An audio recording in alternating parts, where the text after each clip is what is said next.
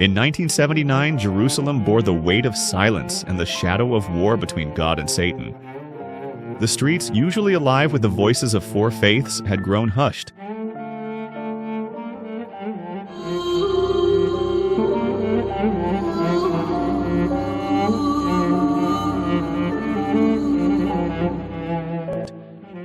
My home seemed muted, as each day itself had been withheld. Each day and each street held a different religious tone. If it was not Yom Kippur, it was Sukkot, the Jewish Feast of Tabernacles and the Feast of the Martyrs.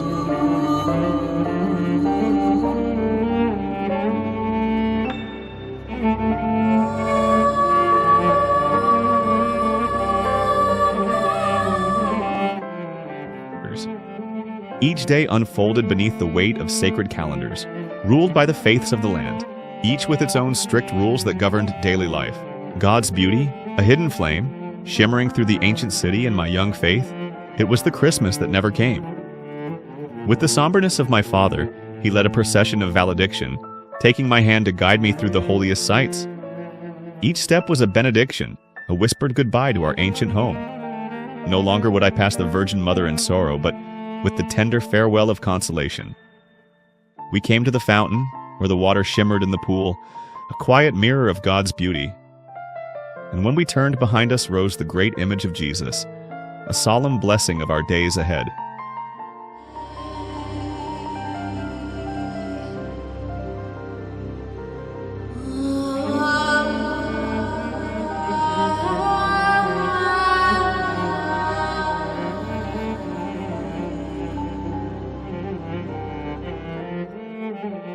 At that moment, I carried God's presence within me, trusting that even as we departed, my last days in West Jerusalem became a chorus of farewells to my class, where confusion once filled the air, and to the teacher whose kindness shaped a child's heart.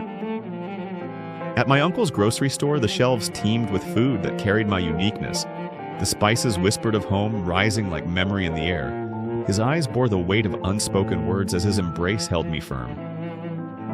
In parting, I hugged goodbye to the great shepherd who would have led me to the priesthood. Each farewell was a thread pulled from the fabric of belonging, leaving behind a garment frayed yet sacred. A change in life burned into my memory. Jerusalem itself mourned us as the stones of the old city whispered of centuries of faith and struggle, of pilgrims who had come seeking light. The city's sound was hollow, as though announcing not a gathering, but my departure. In every echo, I felt God's call. It was not in despair, but in a promise from God, the one who shaped the world and now shapes a new path. Even as we left behind the cradle of our faith, I walked a new path in our new home.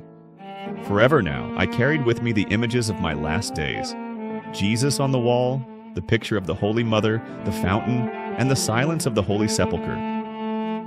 This Christmas was burned into my memory, that even in exile, God's beauty endures within my heart. A promise lingered for my return for Christmas to my old home, just one more time.